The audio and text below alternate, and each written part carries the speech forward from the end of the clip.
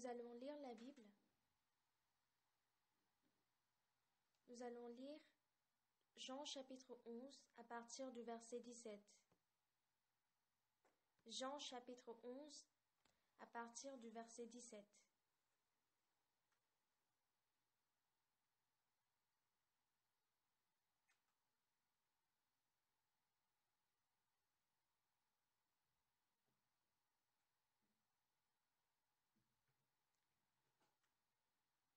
Jean chapitre 11 à partir du verset 17. Jésus, étant arrivé, trouva que Lazare était déjà depuis 4 jours dans le sépulcre. Et comme Béthanie était près de Jérusalem, à 15 stades environ, beaucoup de Juifs étaient venus vers Marthe et Marie pour les consoler de la mort de leur frère. Lorsque Marthe apprit que Jésus arrivait, elle alla au-devant de lui, tandis que Marie se tenait assise à la maison. Marthe dit à Jésus, « Seigneur, si tu eusses été ici, mon frère ne serait pas mort. Mais maintenant même, je sais que tout ce que tu demanderas à Dieu, Dieu te l'accordera. » Jésus lui dit, « Ton frère ressuscitera. » « Je sais, lui répondit Marthe, qu'il ressuscitera à la résurrection au dernier jour. Jésus lui dit, « Je suis la résurrection et la vie. Celui qui croit en moi vivra, quand même il serait mort. Et quiconque vit et croit en moi ne mourra jamais. Crois-tu cela ?» Jésus lui dit, « Oui, Seigneur, je crois que tu es le Christ, le Fils de Dieu, qui devait venir dans le monde. » Ayant ainsi parlé, elle s'en alla. Puis elle appela secrètement Marie sa sœur et lui dit, « Le Maître est ici, il te demande. » Dès que Marie eut entendu, elle se leva promptement et alla vers lui. Car Jésus n'était pas encore entré dans le village, mais il était dans le lieu où Marthe l'avait rencontré.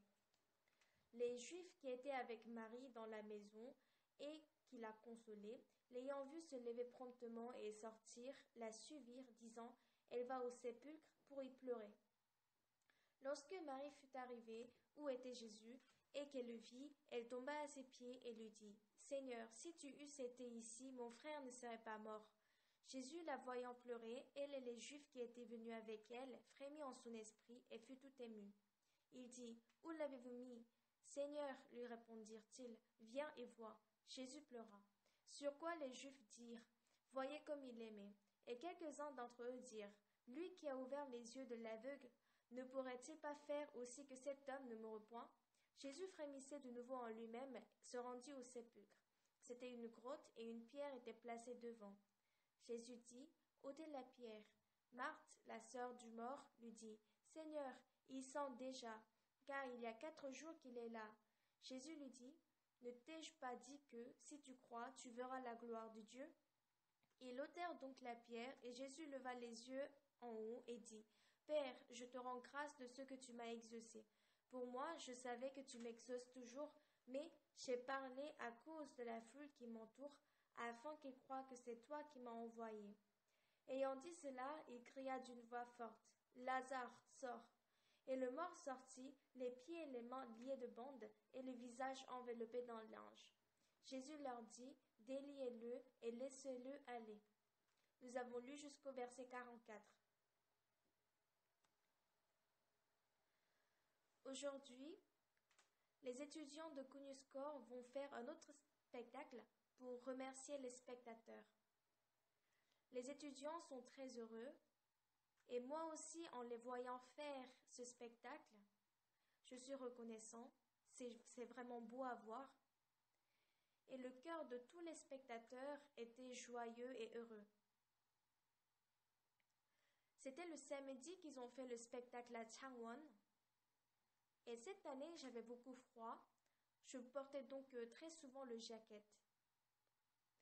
Mais ma femme m'a dit, « Eh chérie, tu sais qu'aujourd'hui on a le mariage et tu dois te changer. » Alors j'ai porté la veste pour assister au mariage. Et d'habitude, quand je vais en province, je prends ma voiture. Mais à Changwon, la route est mauvaise. Donc j'ai pris le train à grande vitesse. La station la plus fraîche en Corée du Sud est la station de Gwangmyeong. Et j'étais dans cette station pour un moment et j'ai attrapé le rhume. Même à Changwon, il faisait froid. Je pense que le rhume de ces temps-ci est assez actif. Il ne veut pas quitter l'hôte. Donc pendant un moment, j'ai souffert. On a fait le forum des leaders chrétiens à New York. Mais à cause du décalage horaire, je dormais peu et j'avais le vertige. Je me sentais pas bien. Ça va mieux de plus en plus. Mais souvent, je souffre du décalage horaire, donc je me sens pas bien. Mais il suffit de dormir même si je me sens pas bien. Donc quand je suis allée en Éthiopie, quoi qu'on me dise, j'ai dormi. Et je sens que maintenant, je vais mieux. Mais comme je me sentais pas vraiment bien, c'était comme si ce n'était pas le rhume. Mais aujourd'hui, je suis vraiment reconnaissante de pouvoir me tenir devant vous. Tout le monde pense, mais il n'y a personne qui pense de la même manière que les autres devant la même situation. Tout le monde pense que son opinion est vraie, mais lorsqu'il voit une meilleure opinion, il se demande « Ah, comment est-ce que cette personne a pu réfléchir ainsi ?» Comme ce monde physique est visible, c'est pareil pour le monde du cœur, le monde de la vie spirituelle. Dans le monde spirituel, tout le monde a des pensées différentes et ils pensent qu'ils ont fait le meilleur choix. Mais c'est parce qu'ils ne montrent pas totalement leur cœur. Si on pouvait montrer le cœur comme dessiner, chanter, écrire, chacun a sa façon d'exprimer.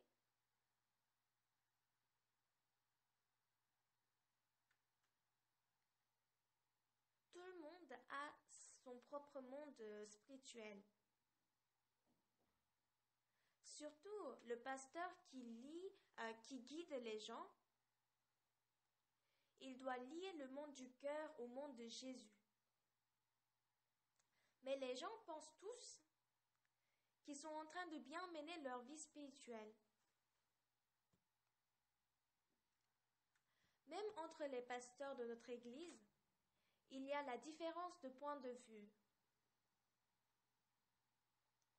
Parce que j'ai les expériences, alors je prie pour eux, alors personne ne me dit « Non, je ne veux pas écouter », ils m'écoutent tous. Mais parfois, il y a certaines personnes, même si je leur parle, quoi que je leur dise, ça n'entre pas dans leur cœur. Et quand je diagnostique leur cœur, je peux voir que quelque chose est enfoncé dans leur cœur. Le fait de se sentir bien, intelligent et mieux que les autres, les gens aiment bien ça. J'ai ma nièce aux États-Unis et sa tante lui a dit de se faire couper les cheveux parce que ses cheveux étaient trop longs. Et hier, elle m'a dit que son visage est large, donc elle doit avoir les cheveux longs. Que si elle coupait les cheveux, ça allait montrer davantage la largeur de son visage. Alors je lui ai dit, non Sanya, le visage et les cheveux n'ont pas de relation. Mais chacun a sa propre manière de penser. Et s'ils montraient franchement, honnêtement, leur monde spirituel en disant « Ah, ça serait bien ainsi, n'est-ce pas ?» Alors on pourrait les conseiller « Non, ça serait bien de faire ainsi. » Mais lorsque quelqu'un cache son cœur, c'est vraiment difficile de le guider dans la vie spirituelle et ce n'est pas facile de changer son cœur à travers la prédication ou les conférences. Une des choses que j'aime bien, c'est que la Bible nous montre comment on change le cœur de l'homme. C'est ce que nous montre Jean chapitre 11. Dans Jean chapitre 11, il y a Lazare, le frère, Marthe et Marie, les sœurs, et ils n'avaient pas de parents. Et Jésus aimait ses 3 frères et sœurs. Un jour, Lazare est tombé malade et les sœurs ont envoyé des personnes à Jésus pour l'informer, pour lui informer que Lazare est tombé malade.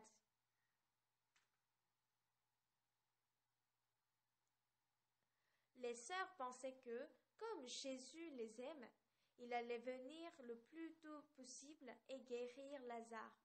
Mais Jésus ne venait pas. Il disait, « Cette maladie n'est point la mort, mais elle est pour la gloire de Dieu. » Alors, Marthe et Marie ont pensé, « Ah, Lazare ne va pas mourir. » Mais de plus en plus, l'état de santé de Lazare s'empirait et un jour, il est mort. Après la mort de Lazare, 4 jours plus tard, Lazare sentait déjà dans la grotte. C'est en ce moment-là que Jésus est venu. Marthe et Marie ont dit la même chose à Jésus. « Seigneur, si tu étais ici, mon frère ne serait pas mort. » Ça veut dire quoi? Ça veut dire, pourquoi vous n'êtes pas venu avant la mort de notre frère? Ils ont exprimé ce cœur. Seigneur, si tu étais ici, mon frère ne serait pas mort. On vous a envoyé un messager et vous dites que vous nous aimez, mais pourquoi vous n'êtes pas venu tôt? Pourquoi vous êtes venu que maintenant? Et ce qui est vraiment intéressant ici,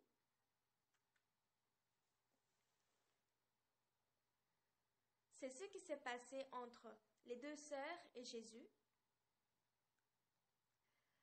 Avant de venir à Béthanie, Jésus a dit à ses disciples, « Lazare, notre ami, dort, mais je vais le réveiller. » Jésus savait que Lazare était mort et il est venu pour le sauver. Parce qu'il peut le sauver et il avait la foi que Lazare va ressusciter. C'est pourquoi il a dit, « Ton frère ressuscitera. » La raison pour laquelle il a dit cela, c'est parce qu'il avait la foi que Lazare allait ressusciter. Donc il disait à Marthe et à Marie, « Et ton frère va vivre, il va marcher. »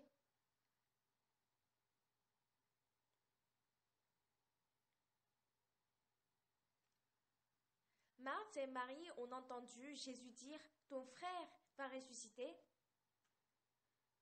Mais quelles pensées ont ces sœurs? « Ah Seigneur, il y a 4 jours qu'il est là. Il peut pas revenir en vie. »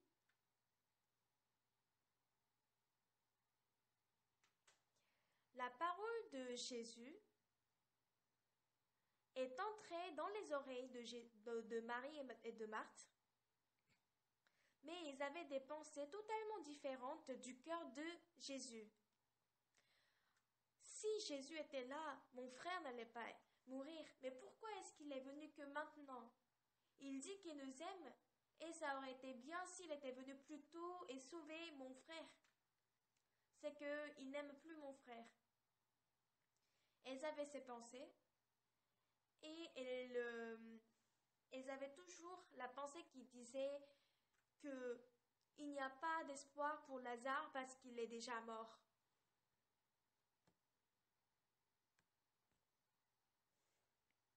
Lorsque Dieu créait le cœur de l'homme, il a fait en sorte qu'on ne peut pas accepter les 2 différents cœurs. Dans le cœur de Marie et de Marthe, elles avaient l'idée toute faite, notre frère est mort. C'est pourquoi la parole de Jésus, ton frère ressuscitera, ne pouvait pas entrer dans leur cœur. Même dans notre vie, ces choses pareilles arrivent. Dans notre vie, Lazare n'est pas mort, mais les affaires ne marchent pas. Pourquoi les enfants ne m'écoutent pas? Je ne m'entends pas avec mon mari. De cette manière, nous avons beaucoup de problèmes dans notre vie. Mais Jésus qui a sauvé Lazare, il est venu. Il est venu pour sauver Lazare et il dit que Lazare va ressusciter. Dans la Bible, il est dit que Jésus va résoudre vos problèmes. Mais dans notre cœur, comme dans le cœur de Marie et de Marthe, on a nos expériences. Lazare est mort. Il sent déjà, il est mort, il ne peut pas revenir en vie. Nous sommes attrapés par cette pensée. Bien que la Bible dise cela, mais Lazare, il est déjà mort, il ne peut pas vivre. Parce que nous avons ce cœur-là, que nous sommes souffrants, tristes et difficiles. La souffrance, la tristesse, le désespoir ou les difficultés qui arrivent dans votre cœur sont produits à cause de ce cœur. Mais lorsque nous lisons exactement la parole, on peut savoir c'est quoi le problème.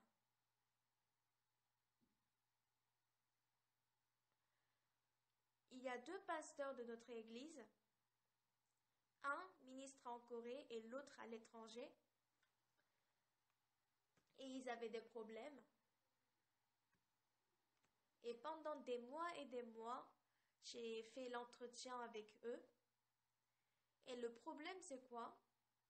Quand je leur parle, ils disent oui, oui, oui. Ils me répondent bien. Mais ce qui me fait mal au cœur, c'est que ce que je leur dis, ça ne reste pas dans leur cœur. On va réfléchir ensemble. Jésus a dit à Marthe que son frère va ressusciter. Mais cette parole ne pouvait pas être acceptée dans le cœur de Marie. Il est mort, il sent déjà, il est pourri. Comment est-ce qu'il peut vivre? Donc Marie a interprété la parole de Jésus et elle a répondu, « Je sais qu'il ressuscitera à la résurrection au dernier jour. » Alors que Jésus, il est venu là, maintenant, pour sauver Lazare. Le cœur de Marie et de Marthe sont complètement différents du cœur de Jésus, mais elles ne le réalisent pas. C'est pareil pour les fidèles de l'église de Gangnam. Ils ont beaucoup de connaissances de la Bible.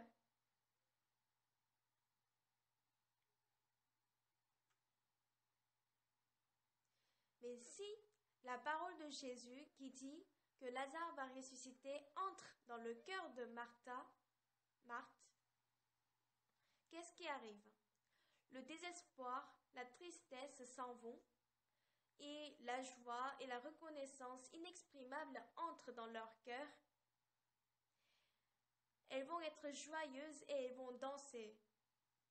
Elles vont louer le Seigneur et rendre gloire à Dieu.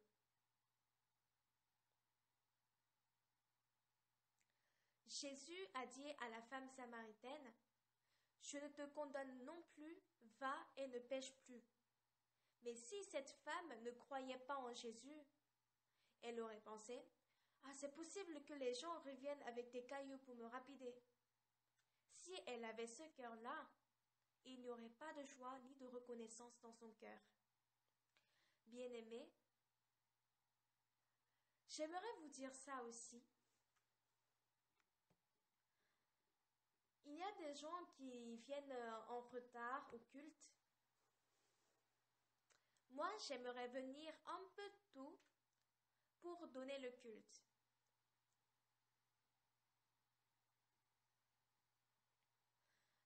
Que la parole de Jésus entre en moi et que cette parole résout les problèmes de mon cœur, chasse la tristesse et met fin à ma souffrance et donne la joie et l'espoir. Est-ce qu'on peut venir en retard? Quand on nous demande de faire le service bénévole, est-ce qu'on peut refuser? Si on nous demande d'évangéliser, est-ce qu'on peut ne pas évangéliser? Lorsque Jésus venait à Béthanie, Jésus a dit, Lazare, notre ami, dort, mais je viens le réveiller. Et les disciples ont dit, ah, ça aurait été bien s'il s'était endormi. Mais Jésus leur a dit ouvertement que Lazare est mort, mais il va le ressusciter. Jésus a dit à Marie et à Marthe que leur frère va ressusciter. C'est vraiment bon à entendre cela. Mais ils se demandaient comment est-ce que notre frère va ressusciter. Donc théoriquement, Jésus était en train de dire que Lazare allait revenir en vie. Mais parce que cette parole n'était pas transmise dans le cœur de Marie et de Marthe, qu'elles étaient tristes, qu'elles étaient souffrantes et elles s'inquiétaient. Mais si la parole de Jésus était transmise dans leur cœur telle qu'elle était, alors ça aurait chassé la peur, la tristesse, les inquiétudes, et leur cœur serait rempli de la joie inexprimable, et ils auraient été dans le bonheur. Ils auraient eu la joie, l'espoir et le bonheur qu'elles ne peuvent pas acheter dans ce monde.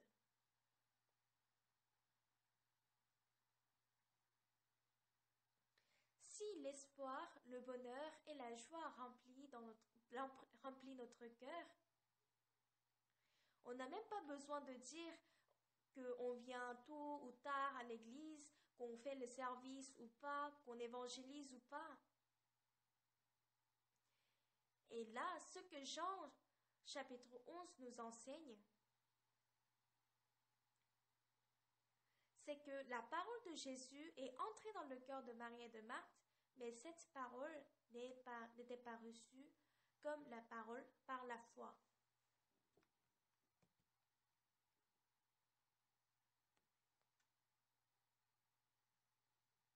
Je suis en train de parler en coréen. Je ne parle pas en anglais parce que je parle mieux coréen que anglais.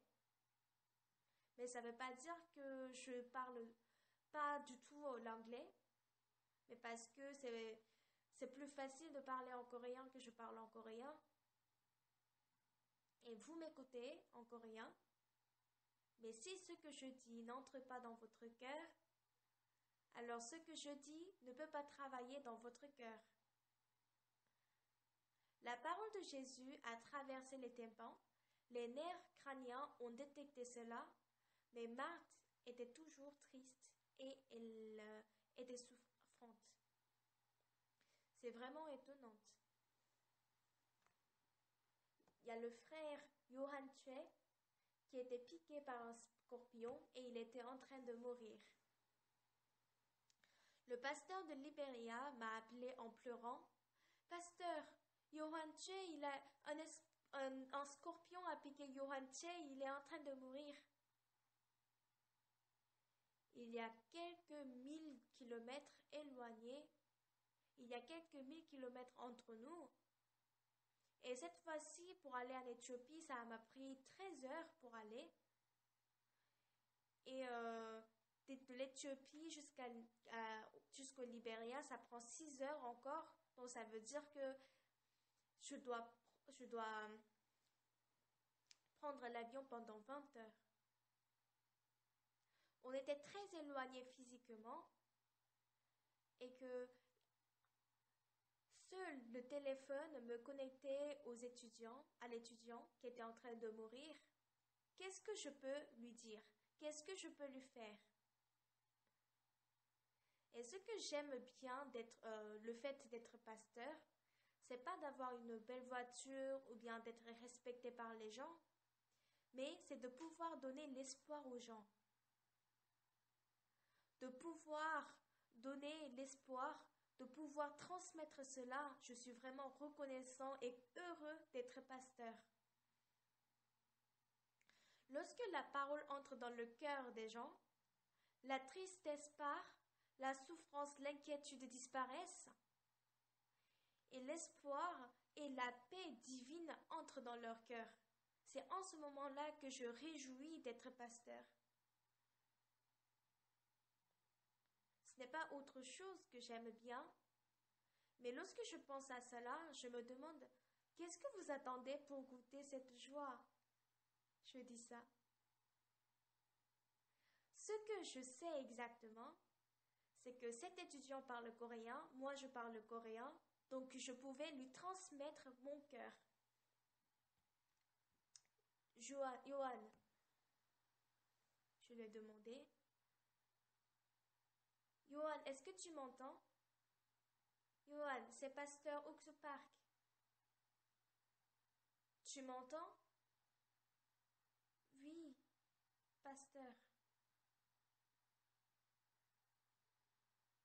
On m'a dit que tu es piqué par un scorpion et que tu vas mourir.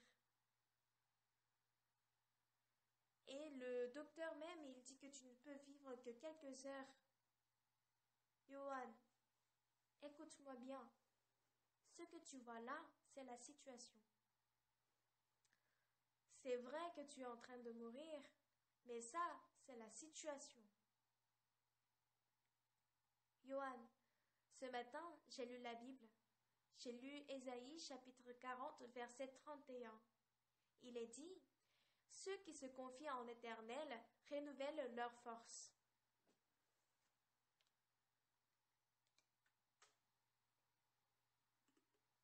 Johan, ça c'est la parole de Dieu. Dieu ne ment pas.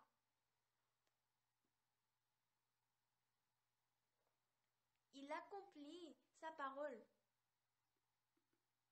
Pour vaincre le poison, tu as besoin d'une nouvelle force.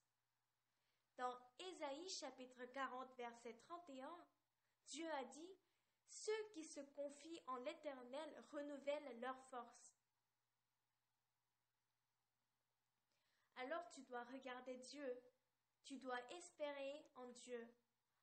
Si tu fais ça, Dieu va te donner une nouvelle force et tu pourras vaincre le poison.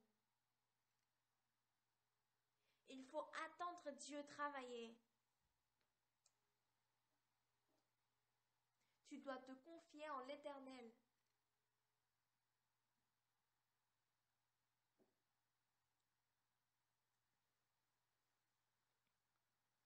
Lorsqu'on réfléchit, il y a une personne qui est en train de mourir, mais il n'y a aucune solution, on ne peut rien lui faire. Il ne peut que mourir, mais si un docteur vient et il nous dit « Ah, je connais bien cette maladie, je peux le soigner en 1 heure. » Ah, c'est vrai? Si ce docteur vous disait cela, ça sera un espoir pour vous, n'est-ce pas? La Bible, c'est la parole de Dieu vivant, la parole de Dieu tout-puissant. J'ai lu la Bible pendant 55 ans. J'ai lu plusieurs fois et je vois que Dieu ne manque jamais à sa promesse. La Bible est faite de la promesse de Dieu. Mais ce qui me fait mal au cœur, c'est que quand il y a un pasteur qui est sur le mauvais chemin, je lui parle de la Bible et il m'écoute, oui, oui, mais cette parole n'entre pas dans son cœur. Si la parole entre dans son cœur, c'est pas comme si on ne sait pas si la parole est entrée ou pas, mais cette parole change complètement le cœur. Parce que le monde de notre cœur est différent du monde de Dieu. On ne peut pas avoir les deux mondes en même temps. C'est soit le cœur de Dieu, soit mon propre monde. Les deux ne peuvent pas coexister. Vous ne pouvez pas être pécheur et juste en même temps. On était pécheurs, mais lorsque l'évangile est entré dans le cœur, l'évangile a couvert mon cœur et il a chassé tout le péché. Ainsi, je suis devenu saint, je suis devenu juste. Avec ce cœur rempli de la parole de Dieu, je peux vivre. Et autrement dit, c'est la foi. Lazare est mort. Et Marie et Marthe ont rencontré Jésus après la mort de leur frère. Seigneur, si tu eusses été ici, mon frère ne serait pas mort. Jésus leur dit, ton frère ressuscitera. Quoi? Si cette parole était entrée dans le cœur de Marie, elle aurait dit, pardon, c'est vrai, mon frère va ressusciter, c'est vrai? Oh Seigneur, merci beaucoup. C'est ce qu'elle devrait dire. Mais parce que Marie avait ses propres pensées, elle s'est dit, comment est-ce que mon frère peut ressusciter? Peut-être le dernier jour. Il est déjà mort, il sent déjà, il ne peut pas vivre. Parce qu'elle avait ce cœur-là, qu'elle était triste. Avec les pasteurs, j'ai fait l'entretien plusieurs fois et ils me répondent tout le temps, oui, oui, pasteur, j'ai compris. Mais le lendemain, lorsque je parle avec eux, je vois que parmi tout ce que j'ai dit, même un seul mot n'est pas resté dans leur cœur. Pourquoi est-ce que c'est comme ça? Pourquoi? Pourquoi? Et je commence à réfléchir de son cœur. Lorsque je réfléchis, j'arrive à voir que ce pasteur pense qu'il est plus spirituel que moi. C'est pourquoi ce que je dis n'entre pas dans son cœur. C'est la situation de Marthe. Comment est-ce que mon frère peut ressusciter? Il est mort, il est pourri, il sent déjà. Vous dites qu'il va ressusciter peut-être au dernier jour, mais pas aujourd'hui. Ce que Jésus disait, c'est que ton frère va ressusciter maintenant, aujourd'hui. Jésus n'a pas dit il va ressusciter le dernier jour. Si la parole était entrée dans son cœur comme elle est, Marie pourrait chasser toute la tristesse et être remplie de joie. Beaucoup de gens disent « Oui, pasteur, j'ai compris. Oui, oui, oui. » Pourquoi? Pasteur, je ne comprends pas ça. Ah bon? Ah oui, ça c'est comme ça, c'est comme ça. Ah bon? Un jour, j'ai querellé avec ma femme. J'étais énervée.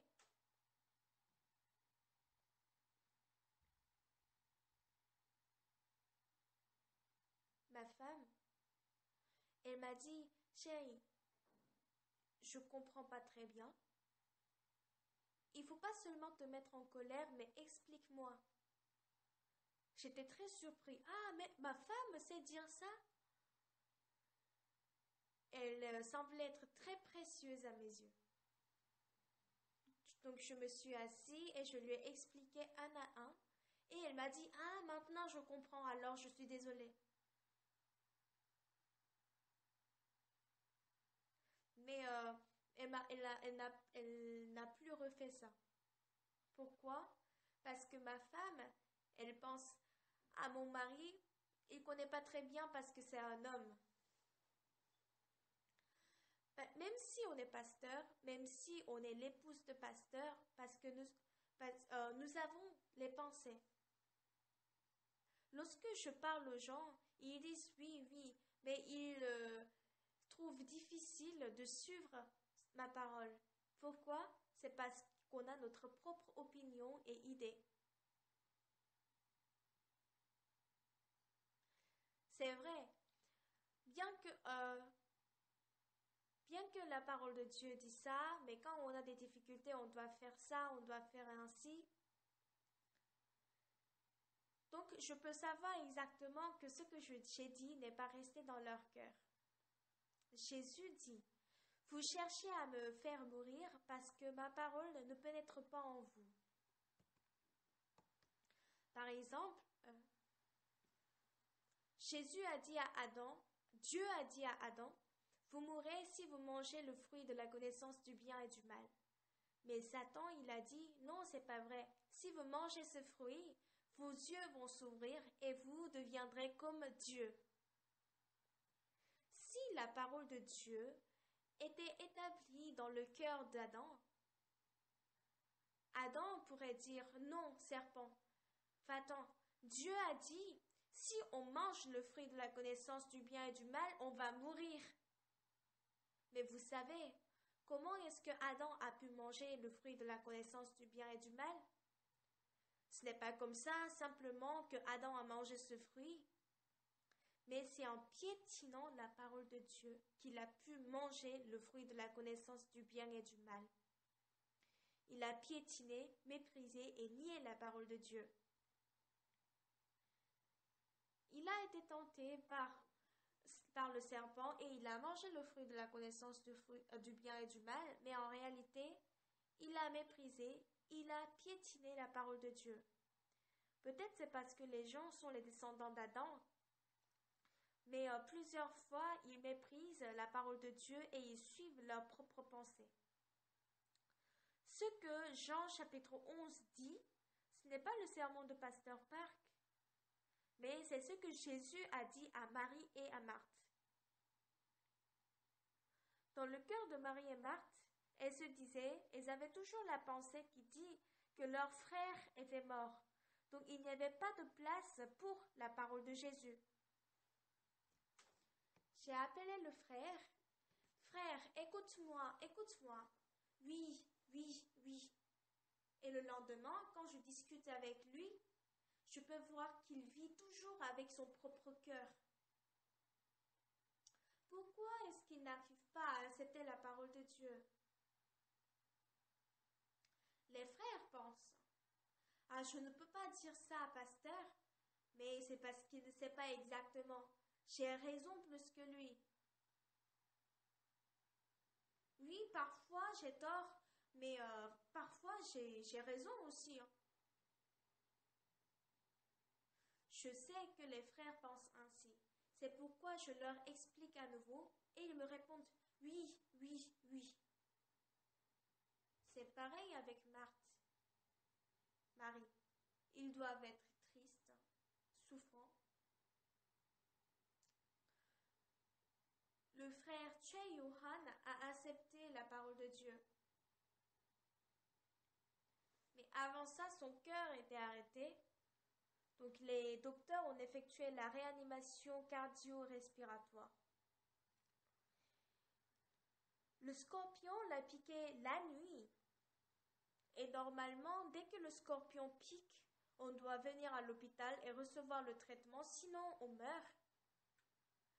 Mais ce frère, ça lui a fait mal, mais il s'est rendormi. Et le lendemain matin, il a dit à notre frère, hey, le soir, j'avais l'impression comme si on m'avait piqué avec une aiguille. Hé frère, est-ce que c'est pas le scorpion?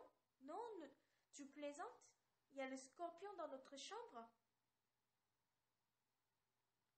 Ils ont parlé de ça à 6 heures du matin, puis ils ont laissé tomber cette conversation. Et à 14 heures, le frère Yohan Che est tombé. Son corps était paralysé, sa langue était enroulée, il y avait le poison partout dans son corps et la pression sanguine baissait. Est-ce qu'il y avait d'autres solutions? Non, il n'y avait pas. Mais moi, je sais que la parole de Dieu est vivante et puissante. Parce que la parole de Dieu est vivante et puissante, elle travaille. Et lorsqu'elle entre dans votre cœur, tous vos problèmes seront résolus. Il va se former un nouveau monde de cœur dans votre cœur et votre cœur sera lié au cœur de Dieu et vous allez recevoir l'amour, la sagesse et la capacité de Dieu et vous allez vivre avec ce cœur.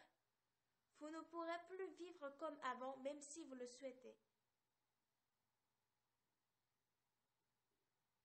Pensez-y. Jésus est allé voir Lazare. La grotte était fermée. Ôte la pierre. Et Marthe dit, Seigneur, cela a fait déjà 4 jours et il sent déjà. La prière suffit, ce n'est pas la peine de sentir l'odeur de la pourriture. C'est ce qu'elle voulait dire en réalité. Mais Jésus ne s'est pas cédé à Marie. Il ne pouvait pas se céder. Mais ce n'est pas seulement à Marie, mais dans la parole de Jésus, il y a la capacité de vaincre tout le monde. Ne t'ai-je pas dit que si tu crois, tu verras la gloire de Dieu? Marie, en suivant la voie de Jésus, a ôté la pierre. Et Jésus a dit, Lazare, sors. Qui est-ce qui peut désobéir à Dieu qui a créé le monde par sa parole? Qui peut l'empêcher? Lazare est sorti. Comment? Par la parole de Jésus, Lazare sort.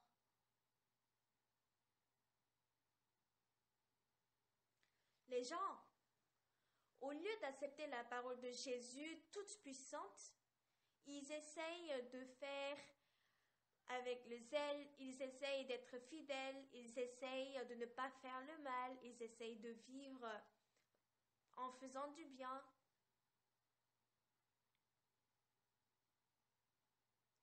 Mais nos efforts et la parole de Dieu sont totalement différents. Lorsque Johann Che mourait du poison de scorpion, même si il se décidait, même si il s'efforçait, il ne pouvait jamais vaincre le poison. Et je lui ai fait écouter la parole de Dieu. Ceux qui se confient en l'Éternel renouvellent leur force. Johann, ça c'est la parole de Dieu. Dieu ne ment jamais.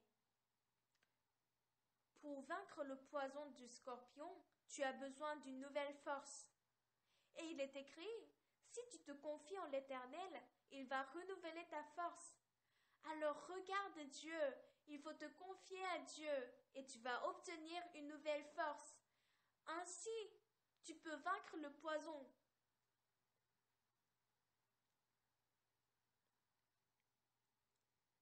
Dieu ne dit pas cela seulement à Che Johann. Regardez Dieu. Confiez-vous à Dieu et Dieu va vous donner une nouvelle force. Ce n'est pas la détermination ou la volonté humaine, mais c'est la force divine qui entre dans notre cœur. Et cette force vainc la peur, chasse la tristesse et donne l'espoir. Comme cette parole a vaincu le poison, il nous donne suffisamment de force pour vaincre tout problème. C'est ce que la Bible nous dit.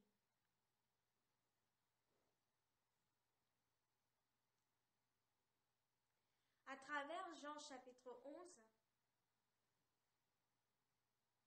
on voit exactement l'image de la personne qui n'accepte pas la parole de Dieu. Et Jean chapitre 11 nous demande, est-ce que votre vie spirituelle est différente de celle de Marie? Vous dites que vous croyez en Jésus, vous dites que vous vous confiez à Dieu, mais vous refusez la parole, vous vivez avec votre pensée, et vous acceptez la situation et vous dites, Lazare est déjà mort, ça fait 4 jours et il sent déjà. Dans la parole de Dieu, il y a la force. Elle peut chasser la tristesse et la souffrance de votre cœur.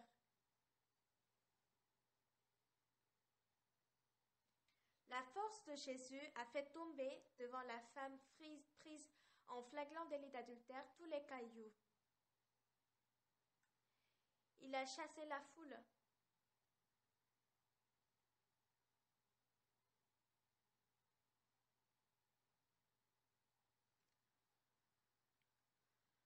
lorsque la parole de Jésus entre dans votre cœur, la foule qui était là, prête à lapider la femme prise en flagrant délit d'adultère, s'en va. Les ténèbres qui couvraient l'aveugle disparaissent. La maladie qui tenait le malade depuis 38 ans s'en va. Même la mort qui régnait sur Lazare s'en est allée. Qui est-ce qui peut désobéir à la parole de Dieu toute-puissante? Personne. Mais les gens sont trompés par Satan.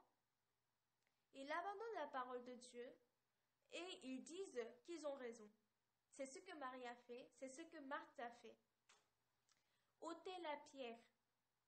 Seigneur, il sent déjà, car il y a 4 jours qu'il est là. Est-ce que Jésus ne sait pas que ça fait 4 jours? Est-ce que Jésus ne sait pas qu'il sent? Est-ce que Jésus ne sait pas que Lazare sent? Est-ce que c'est parce qu'il ne sait pas qu'il a demandé d'ôter la pierre? Non, c'est pas ça.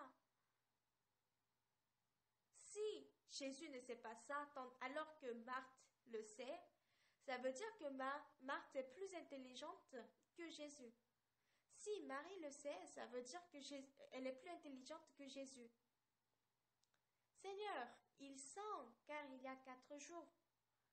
Ça veut dire quoi? Ça veut dire je sais mieux que Jésus. C'est ça. Combien de fois est-ce arrogant et orgueilleux ce qu'elle dit?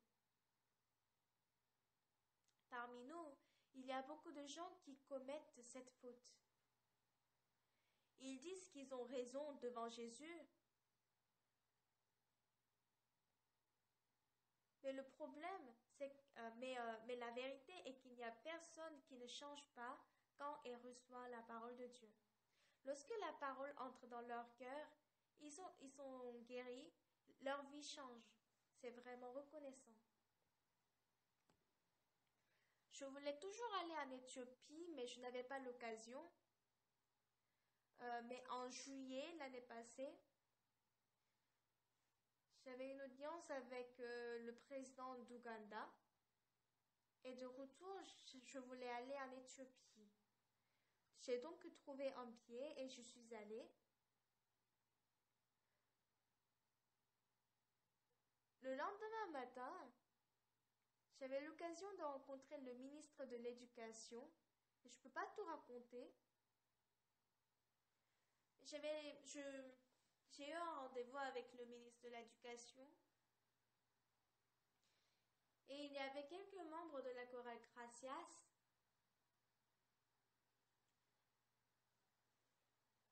Et le matin, on discutait et on se demandait, est-ce que le ministre de l'Éducation, il est musulman?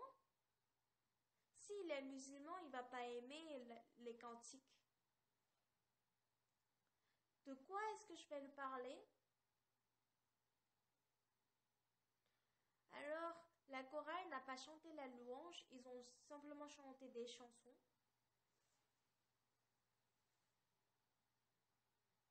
Et devant une grande table, on était assis. À côté de moi, il y avait l'interprète, puis à côté de lui, il y avait le ministre de l'Éducation et le chef du service. Je lui ai dit, Monsieur le ministre, je travaille dans l'association IYF pour les jeunes, mais je suis pasteur. Et la réponse du ministre était incroyable. Pasteur, moi aussi je suis croyant, je crois en Jésus. J'étais vraiment reconnaissant. Alors j'ai pris immédiatement mon iPad et je suis allée m'asseoir à côté du ministre. Oui, c'est pas poli. Mais c'est que plus que la politesse, l'évangile est plus important, n'est-ce pas? Plus que l'humilité, l'évangile est plus important. Plus que la dignité, l'évangile est plus important. C'est pourquoi j'ouvre la Bible et je prêche la parole. L'évangile qu'on a, l'évangile que le Seigneur nous a donné, c'est vraiment beau, c'est vraiment précieux. Parce que ça donne de la paix, ça donne le bonheur inexprimable à la personne qui écoute cet évangile. Moi, je transmets simplement la parole de Jésus. Je la transmettais qu'elle est. Et si Marie et Marthe avaient accepté la parole de Jésus telle qu'elle est, cette parole leur aurait donné la joie, le bonheur et aurait chassé la tristesse. Et en tant qu'orateur, la chose qui me rend reconnaissant à chaque fois, c'est que tout ce que je dis, ce n'est pas la parole du pasteur Oxu Park, mais c'est la parole de Dieu. C'est de la parole de Dieu que je parle. Et lorsque vous acceptez cette parole de Dieu, votre vie ne peut que changer. Et après une heure, je suis devenue, le ministre et moi, nous sommes devenus comme des amis de longues années. On a parlé de AEIF et de l'éducation de la mentalité. Le ministre était très surpris. Puis moi, je suis rentrée en Corée. Et en ce moment-là, il y avait quelques problèmes en Éthiopie. Les jeunes ont manifesté et ils ont brûlé une usine où 3000 personnes travaillaient. Les policiers se heurtaient avec les jeunes. Il y avait beaucoup de policiers et des étudiants qui ont été tués. Et le ministre de l'Éducation est devenu le ministre des Affaires d'État. Donc, le ministre des Affaires d'État, c'est comme le Premier ministre. Mais là-bas, le chef d'État est le Premier ministre, donc il était juste en dessous du Premier ministre. Et lorsque le Premier ministre était en train de réfléchir sur ce problème-là, le ministre des Affaires d'État lui a dit, il y a 2 mois, un pasteur est venu me voir et il m'a dit que les jeunes Éthiopiens sont gentils maintenant, mais qu'ils seront bientôt très violents. Après quelques mois, je suis allée en Éthiopie pour enregistrer des téléenseignements à la station de télé El Shaddai. Et le Premier ministre m'a contacté. Je ne savais pas pourquoi, mais sans le savoir, on a couru pour le rencontrer. Il m'a accueilli et il m'a dit que je suis arrivée au bon moment. J'étais avec le Premier ministre et le ministre des Affaires d'État. Et je leur ai dit de nous accorder 10 ans pour changer les jeunes Éthiopiens. Puis nous allons enseigner l'éducation de la mentalité, former des enseignants et créer le département de l'éducation de la mentalité. Pour que les jeunes Éthiopiens soient droits.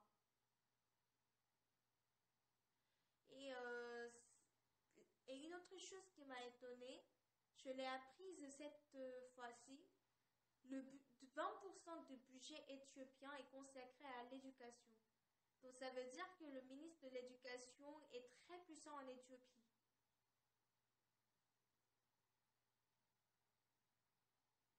Le ministre des Affaires d'État, en travaillant avec le Premier ministre, il nous a dit que pour travailler avec le gouvernement, il faut signer le mémorandum d'entente. On a donc signé immédiatement le mémorandum. Et je vois que la parole du Premier ministre est très puissante. Lors de l'audience, même le photographe n'a pas pu entrer avec nous et on a reçu des photos du photographe d'État. Et aussi, quand on va quelque part pour faire pour donner les conférences de l'éducation de l'esprit et on montre la photo prise avec le Premier ministre, les gens sont surpris. Ah oui, le Premier ministre est d'accord, alors on accepte nous aussi. Le Seigneur n'est pas content de vous qui êtes assis ici aujourd'hui. Il aimerait que vous soyez, vous tous, le serviteur de Dieu comme Jésus. Alors, qu'est-ce que vous devez faire? Si vous acceptez la parole de Dieu, à nos yeux, il y a des choses réalisables dans la parole de Dieu, mais il y a aussi des choses irréalisables. Il y a plusieurs choses. Et en écoutant la parole de Dieu, on se dit, ah oui, c'est vrai, ça serait bien si on faisait ça. Ou non, c'est pas possible, c'est insensé. Je dis souvent, l'avion 02 747 peut prendre 400 voyageurs et il pèse environ 350 tonnes.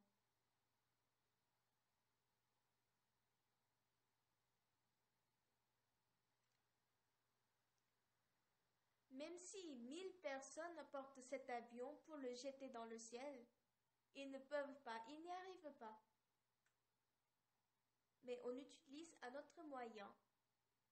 On met le moteur, des roues, et l'avion prend la piste de décollage. 50 km par heure, 100 km, 500 km par heure, et au bout d'un moment, à cause de la vitesse, le poids disparaît. Quelqu'un m'a dit que si je roule à 100 km par heure, ma voiture ne pèse que 500 grammes.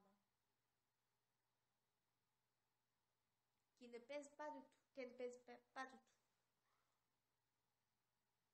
L'avion peut voler dans le ciel, il prend les gens, mais c'est la vitesse qui couvre le poids. Mais lorsqu'on diminue la vitesse, l'avion va tomber. Lorsque je fais les conférences de l'éducation de l'esprit, je dis aux étudiants que pour soulever l'avion, c'est vraiment difficile, mais si on augmente la vitesse, l'avion peut voler dans le ciel.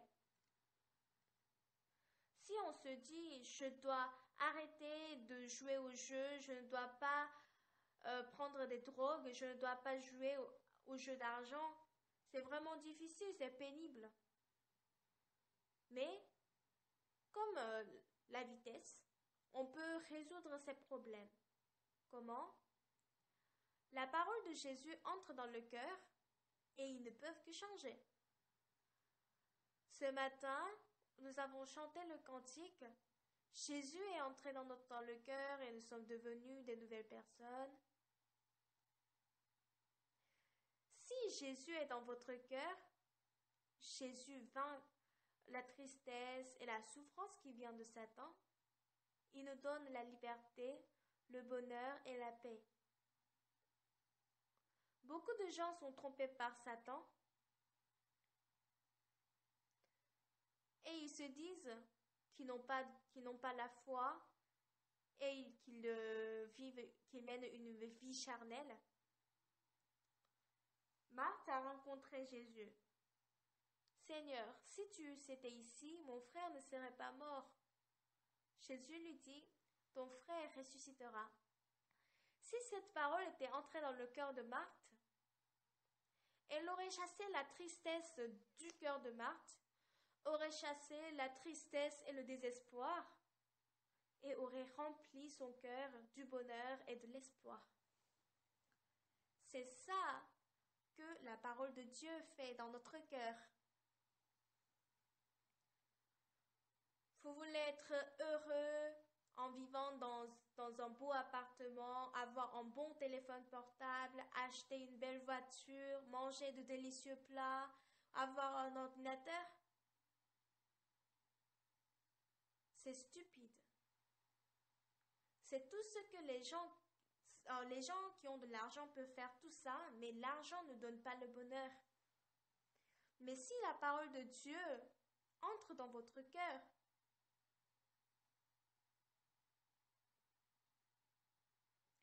Marthe dit, mon frère est mort, il est pourri, il sent. Parce qu'elle avait cette pensée remplie dans son cœur. La parole de Jésus ne pouvait pas entrer dans son cœur. Cette parole ne pouvait pas être acceptée. Un jour, j'ai parlé avec un pasteur, je lui ai expliqué ça c'est comme ça et ça c'est comme ça, mais ses pensées refusent ma parole. Il dit apparemment oui, oui, mais plus tard, lorsque je lui parle, je vois que tout ce que je lui ai dit n'est pas entré dans son cœur. Même si je lui parle pendant 3 mois, 1 an, il ne change pas, il reste toujours le même. Pourquoi? Parce qu'il dit seulement par la bouche oui, oui. Il faut que le maître comme Jésus vienne. Moi, je ne peux plus. Beaucoup de gens sont trompés par Satan. Et Marthe pense que ça, elle a plus raison que Jésus. Ah oui, mon frère va ressusciter, c'est vraiment bon à entendre ça, mais c'est pas vrai.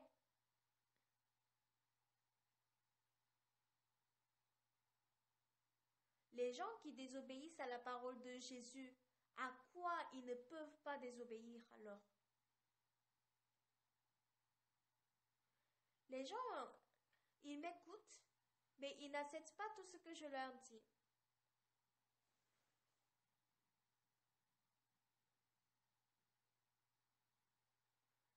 Vos expériences, vos connaissances ou vos talents, ça empêche la parole de Dieu et les ténèbres prennent place dans votre cœur. Mais parfois, lorsque les gens acceptent la parole de Dieu, pas la parole de Pasteur Park, mais lorsqu'ils acceptent la parole de Dieu, je vois les gens changer.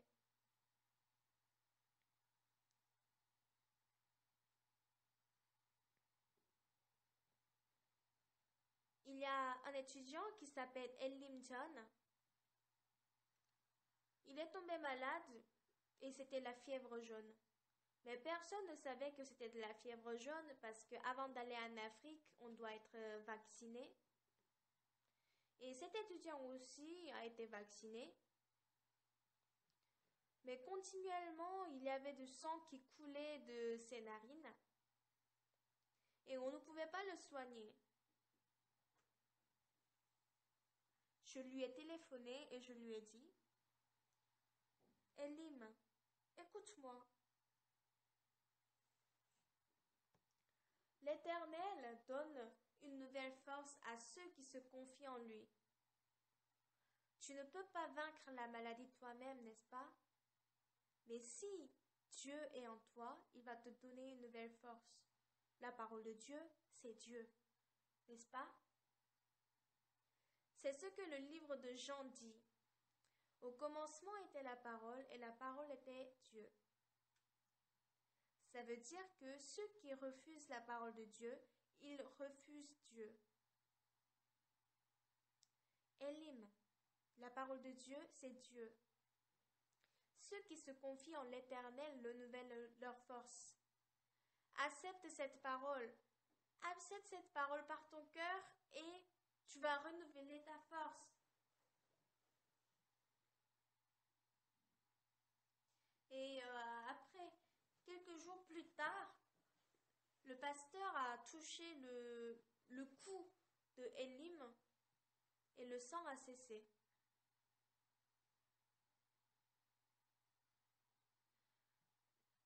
Et ils ont pris son sang et ils ont envoyé en France. Et un mois plus tard, on a eu les résultats que c'est la fièvre jaune. Donc, lorsqu'ils ont eu ce résultat, à l'hôpital, ils ont examiné tous ceux qui ont rencontré Elim et ils ont traité les gens, mais personne n'a attrapé la fièvre jaune. Elim John, il est en bonne santé maintenant. Bien-aimé, parfois les gens pensent qu'ils sont mieux que les autres, qu'ils sont intelligents que les autres. Et parfois, ils pensent qu'ils connaissent bien la Bible plus que les serviteurs de Dieu. Jusque-là, ça va.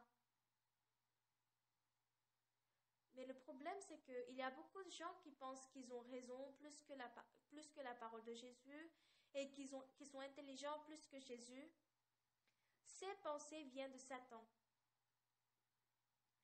Quand on lit la Bible, on peut voir que Marie et Marthe sont en train de dire qu'elles ont raison plus que Jésus et elles sont en train de désobéir à la parole de Dieu.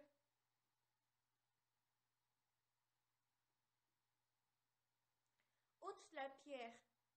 Seigneur, ça fait déjà 4 jours et ça sent. Pourquoi est-ce que vous nous demandez d'ôter la pierre?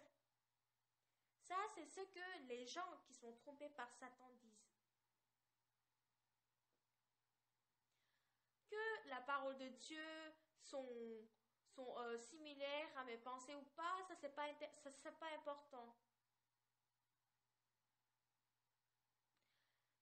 Les gens auxquels donc le travail de Dieu peut se faire chez les gens qui acceptent et qui suivent la parole de Dieu à 100%. Ôte la pierre. Et Marthe dit, Seigneur, ça fait déjà 4 jours et ça sent. Mais Jésus a fait fermer la bouche de Marthe. Elle ne pouvait rien dire. Et Jésus a dit, ne t'ai-je pas dit que si tu crois, tu verras la gloire de Dieu? Alors Marie ne pouvait plus résister. La porte a été ouverte et Jésus a dit, Lazare, sors. Et ce qui est très intéressant, c'est écrit, le mort sortit, les pieds et les mains liés de bandes et le visage enveloppé dans le linge. Mais comment est-ce qu'il peut sortir alors que ses pieds et ses mains sont liés de bandes? Mais, quelle que soit la situation, si la parole dit de sortir, il doit sortir. Mais nous, on a beaucoup de raisons. Maître, Seigneur, j'ai envie de sortir, mais je ne peux pas parce que mes pieds et mes mains sont liés. Il faut me délier pour sortir. Mais Jésus, il dit, non, sors d'abord et je vais te délier. Nous devons être humbles devant la parole de Dieu. Que la parole de Dieu soit pareille ou différente à ma pensée ou pas, ça c'est pas important. Que la parole de Dieu soit convenable ou pas, ça c'est pas important. Ça c'est pas important. La parole c'est la parole de Dieu. Mais les gens qui ont toujours leur pensée, c'est parce qu'ils sont trompés par Satan. Nous devons sortir cela. Il faut remplir les vases, oui. Portez-en à l'ordinateur du repas, oui. Lève-toi, prends ton lit et marche. Tout ça, c'est pas compréhensible. Lave-toi au réservoir de Siloé. Que ça soit convenable ou pas, que ça soit acceptable ou pas, que ça soit compréhensible ou pas, c'est pas important. Il faut mettre la parole de Dieu en avant de notre pensée. Et ainsi, Dieu peut travailler et notre vie sera guidée par Dieu. C'est pourquoi elle ne peut qu'être brillante, bénite et heureuse. Ce n'est pas parce qu'on a beaucoup d'argent, ce n'est pas parce qu'on a une belle voiture qu'on est heureux, mais lorsque la parole est dans votre cœur, on est heureux.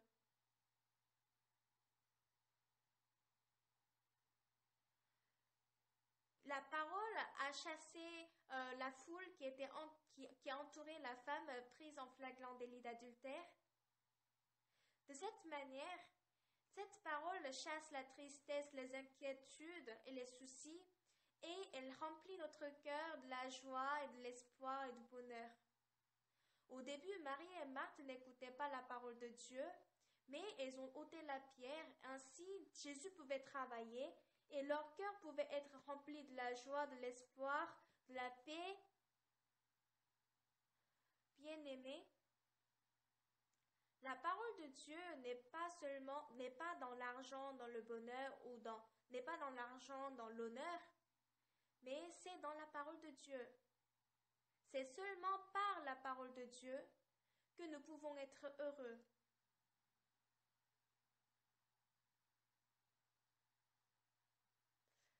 Aujourd'hui, il y a beaucoup de gens qui avancent leurs pensées comme Marie et Marthe. Ils ont des pensées différentes de la parole de Dieu comme Marie et Marthe. Mais à la fin, lorsque Jésus a demandé d'ôter la pierre, ne dites pas, Jésus, ça fait déjà 4 jours, ça sent. Mais il faut ôter la pierre et il faut recevoir la gloire de Dieu. Ainsi, vous serez affranchis de toute souffrance, de tout désespoir et des problèmes. Et vous allez louer Dieu. Dieu va bénir votre vie. Nous allons prier.